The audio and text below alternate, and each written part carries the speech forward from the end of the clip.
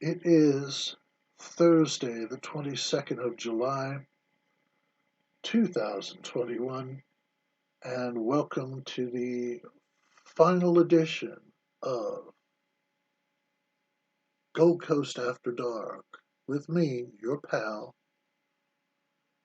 BP. If I seem to be dressed remarkably similar to how I was dressed when we finished reading the final chapter of After Halloween, that's because it's only about an hour later. Uh, there's always these days a slight urgency to things. And if you're familiar with the original film version of A Tale of Two Cities with the dashing Ronald Colman, you may recall the image of a clock on the wall. This took place during the French Revolution, just before it, and then when it started. And there was a clock on the wall, and beneath the clock it said, "It's later than you think." And it always is, even though time, in the manner we use it, is a strictly man made construct, does not exist in nature, and yet it governs pretty much everything we do. That and telephone numbers and email handles, of course. Be that as it may, time marches on. Time waits for no one. Time is not always on our side in the manner we're used to on this plane of existence. But hey, let's not go getting all cosmic yet. Let's save that for another time. So, what we're here for now, having finished After Halloween, we now come back for the Afterword. I have my seemingly bottomless cup of tea. Every time I pick it up, there's some in there. And I like tea, as we know. So, we'll talk a bit more when we're done, give you some idea of what's ahead for the show and other things. But for right now, it's the last time, at least in this run, we'll see our old pal, Mr. Three of Spades. So we know it's time to start. And this is called a reflective afterword. This afternoon, I watched a documentary called Standing with Stones, which can be found on YouTube. There's a free plug, which concerns the many cairns, tors, henges, barrows, and stone circles that are to be found throughout the British Isles, most of which are at least 4,000 years old. Now, they all have names, and nearly all of them have a legend or a myth attached to them, which everybody in the area knows. And some of them are known throughout the country. Some, their fame has spread to Europe, some, like Stonehenge, worldwide. Okay. These things have always fascinated me, and they serve as a reminder that I was born in a country which is, uh, at the time of this writing and at the time of this video, less than 250 years old, on a continent that was discovered less than 550 years ago. This is not even a drop in the proverbial bucket on the cosmic scale. Let me tell you, it is nothing. I know it seems like a lot. 5 years seems like a lot. But in the big picture, which is what we're always supposed to look at, it's nothing. Now, with the possible exception of the cliff dwellings of the Anasazi, in Arizona's Chaco Canyon, we have nothing to compare with the material presented in Standing with Stones, and certainly no myths or legends which have grown over time. Those would point out that there were pyramids in Central America when the Spanish arrived in the New World. I would counter with the Great Pyramids of Egypt were already ancient, plundered, and beginning to erode before the first stones were ever laid south of the Rio Grande. That's just historical fact, folks. Don't get too excited about it. Simply put, the Bronze Age, which saw the rise of the first great civilizations, didn't happen in the Americas. It was as if in the great bridge game of history, when the Middle East, Asia, and Africa were saying things like three hearts, two clubs, four diamonds, the Americas could only say no bid. Century after century after century. Now, a quick aside here. Please, for my pals back in America and those who may misunderstand what's going on here in Europe, do not mistake this for being anti American sentiment. I'm just dealing with history here, okay? So don't write in for Jimmy saying about how unpatriotic the old BP is, okay? Later on that. Now, Old World folklore is filled with characters and stories that put Hollywood screenwriters to shame, showing them for the provincial and unimaginative hacks that they are. People who would rather remake an earlier successful film or follow a recently successful film with prequels and sequels rather than try to go through the trouble of coming up with something new and original with their own characters and storylines. Just doesn't happen. Now, here's this. It's from one of my country's most acclaimed playwrights, and I mean internationally. He's not just liked in Iowa or you know um, in the Mississippi Valley. His name is Arthur Miller, and he once said the United States has no national culture or identity, only an ever changing contemporary culture in quotes. He also pointed out we have no history when compared to Europe, Asia, Africa, and the Middle East, and as such are in love with the idea of the future but have no regard for the past. That cannot be denied. Now, these are strong words and unmeant. And it's not just me, not just your old pal BP. This is Arthur Miller. And okay, maybe you don't know who he is. Do a bit of research and find out. This is a guy who had the goods. He was the real deal. And he did not say such things lightly. They were strong words and unminced, you could say.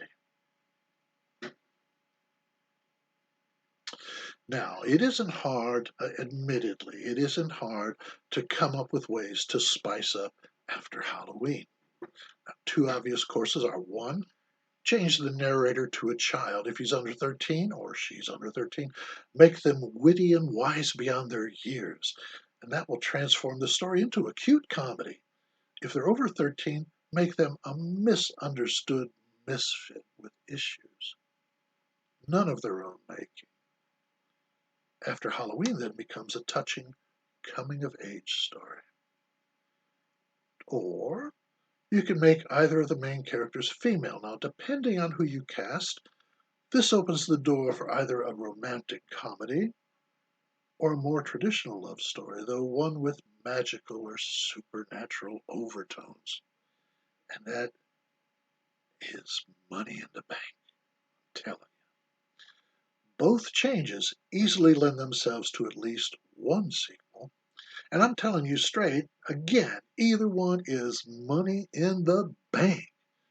That's the big thing they always say. Does it do business? Talk about a movie. Does it do business? Well, that's what they're talking about.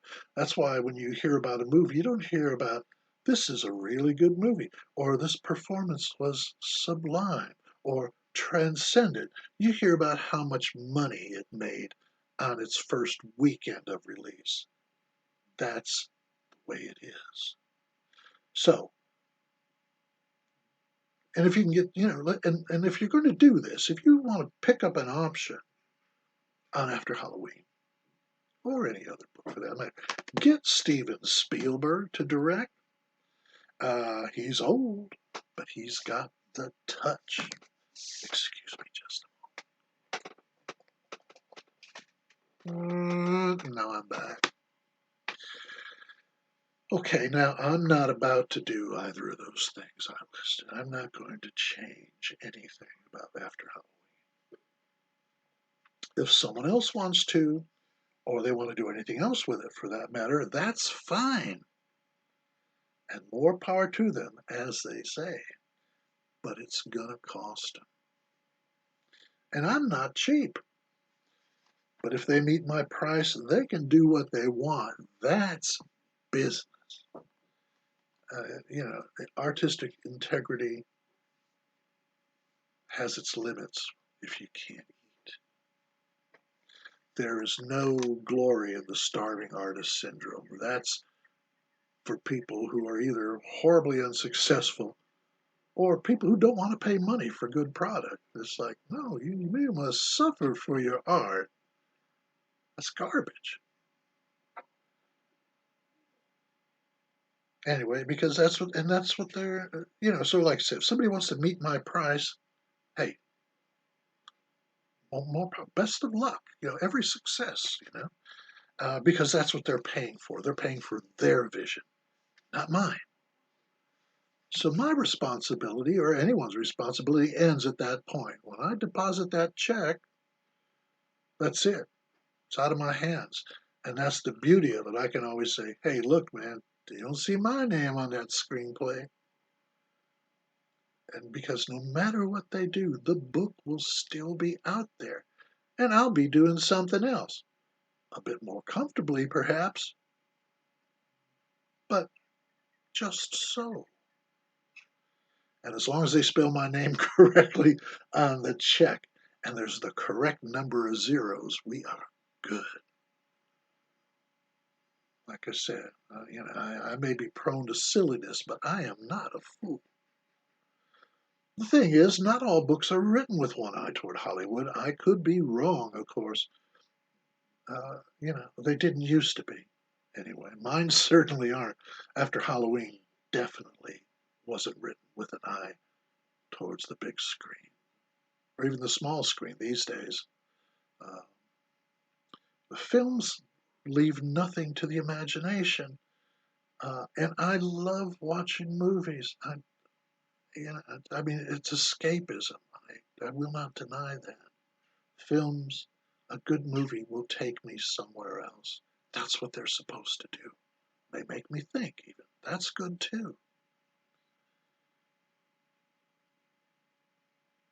But now they're meant to overwhelm the viewer with sounds and images, whereas with books, you have to visualize everything yourself. It's all up here. And, sad to say, not everyone is equipped or prepared to do that. And it is a sad thing, I think. Now, there is now a literary genre known as magical realism, which is described as a style of fiction with a realistic view of the modern world that incorporates magical elements. I've heard it's quite popular.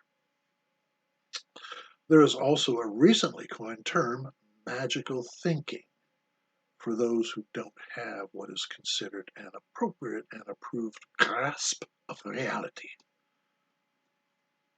by those who feel they do have an appropriate and approved grasp of reality. But as the Firesign Theater once asked, what is reality? A great many people believe perception is reality. I perceives, therefore it is. Well, no. Both the sun and the moon appear to rise and set. The earth appears to be flat because you can't see its curvature. Two perceptions, both false.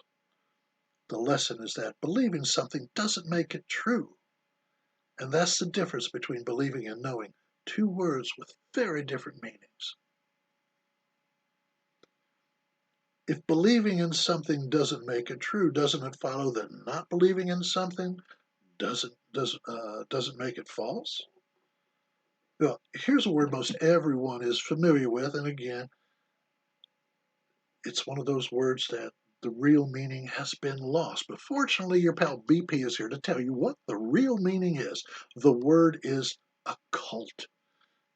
And mention it, and people know just what you're talking about: witches and warlocks and covens and black magic and spells, possibly satanic worship and rituals, and so on. That's the occult, right? How many documentaries, television shows, and movies have been dedicated to it? A lot. Now, here's the definition of occult. Ready? Hidden. So we've got magical realism, magical thinking, perception as reality, the difference between believing and knowing, and the true meaning of the word occult. Which, if any, apply to After Halloween? Now, don't worry, it is not a quiz. I ask because when I prepare a book for publication, Amazon Kindle wants to know exactly what kind of book they're getting so they know where to place it in their virtual inventory. They list all manner of categories for both fiction and nonfiction, but it's just this book, is not one of them. First off, is it fiction or nonfiction? Well, it's a little of both, really. Is it a memoir or autobiographical in nature? Sort of. But that won't cut it. So you look through the lists and try to match things up as best you can. Is it magical realism? No, not as defined.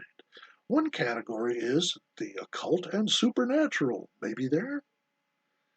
No, because what they mean by the occult is as defined above, and supernatural means ghosts, vampires, angels, demons, werewolves, and so on. The popular perception, in other words. But look here, supernatural is what's called a compound word. Means it's one word made up of two separate words. Super means above, better, or greater than, while natural means of or dealing in nature. I don't see how demons and the rest figure into that, but that's just me. So, what do we have in After Halloween? A guy in a forest with a saxophone. Don't know his name, don't know where it comes from or where he goes. He doesn't cast spells, he doesn't consort with demons or angels, pixies, sprites, elves, or dwarves. He accepts fallen leaves as tips for his playing. His speech and mannerisms are at times almost courtly. Eccentric, affected, it's difficult to say. Now, stories set in alternate realities or parallel planes of existence have become both common and popular. I've dabbled in them myself, but that's not what I'm sensing in After Halloween. To the best of my recollection, I have never made any effort to water down or avoid inserting my spiritual beliefs into a story. If they come through, they come through. If they don't, they don't. I mean, it's part of me. It either shows up or it doesn't. I don't filter it out. One thing I believe in, though, is a layered reality. In his cautionary song, Beware of Darkness, George Harrison warns the listener to beware of Maya, the cosmic illusion. Now, it's easy to get caught up in, difficult to see through, a veil, if you will, draped over reality. For my part, I believe this plane which we move through is merely one layer of what is. Like the layers of an onion. Remove one, you reveal another, and so on. They're just there. Now, people say, well, that's crazy.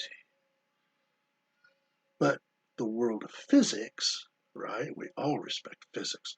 The world of physics abounds with theories, many of which find their way into well-produced and big-budget documentaries and Hollywood blockbusters, by the way, that will only work with considerable help from what's known as imaginary time and multiple dimensions. The narrators of these documentaries and the stars of these Hollywood blockbusters most always have well-modulated voices, a calm manner, and come across as the exact opposite of the people you see in documentaries about UFOs, extraterrestrials, ancient structures, lost civilizations, and yes, the supernatural and the occult. What I believe we have in the twinkly-eyed saxophonist is someone from a different layer. Is it a magical place? I really can't say. I haven't been there, and as he's gone and doesn't appear to be coming back, I can't ask him. And while I may not believe in true magic, that doesn't mean it can't or doesn't exist in another layer. The universe is filled with possibilities, okay? Don't limit yourself. Which is what my friend Billy once told me, and she maintains to this day. You have to remain open to possibilities. You never know what's around the next corner or what the next dawn may bring, let alone next year or even farther out than that. Mysteries and adventures are all around us, waiting to be experienced and resolved. They may not require superhero skills and a steely resolve, but a mystery is a mystery, and an adventure is an adventure. Now, I am not particularly clever, and I'm pretty sure I don't have a heroic bone in my body. Shortcomings which at times have been cause for regret, and which has also been pointed out to me at times. At my age, neither condition is likely to improve. That's just the way it is. But we all respond to any situation to the best of our abilities at that moment. That's all we have. Everything is fluid, everything is in flux, and our abilities wax and wane. Whenever I started a new job, I'd tell my boss the most I could guarantee was that he would get the best that I had every day. Some days would be better than others, and there would be days when it just wasn't happening. These days, I'm well into my 5th year of retirement. I no longer have a boss, no longer have a job in the traditional sense. I think what I'm doing now is my job. This is what I was meant to do, and I'm finally getting able to do it. Nobody told me it was going to take maybe 50 years to get to the point where I could do this, but that's the way it goes. But I do have a flute and a comfortable oak tree in the forest just over the way, and a promise I intend to keep day by day from now until the end of autumn. So, again, there's Mr. Jack of Hearts. We have truly come to the end of After Halloween. As I said, this is the last installment of this run of Gold Coast After Dark.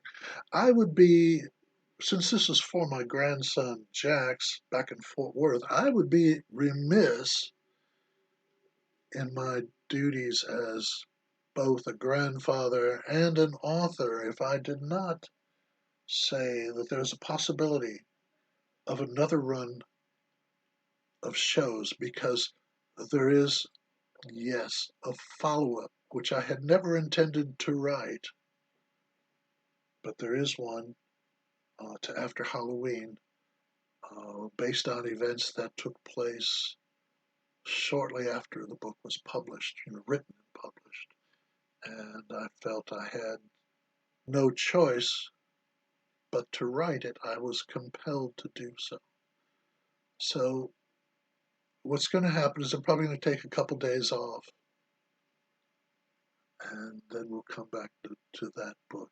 It's not necessary to understand, to read it, to make more sense of After Halloween, um, although it is not without its insights. Uh, but again, I felt it was necessary, and like you said, you don't need to read it, but if you enjoyed After Halloween, then I think you probably might be interested in hearing what happened afterwards. So, this is me, your pal BP, saying thank you to everyone who checked out these videos. Um, and yeah, like I said, maybe back in a few days, I can't say. In the meantime, get those emails off. Jimmy Page Turner, friend of the show, will be here tomorrow, Friday, the 23rd, with It's the Mail with Jimmy Page Turner, which something we can all look forward to. I know I do. And okay, so thanks again. So this is with Mr. Three of Spades, Mr. Dancing Jack of Hearts, who is going to give it a rest. This is me, your old pal BP, for Gold Coast After Dark, saying, see ya.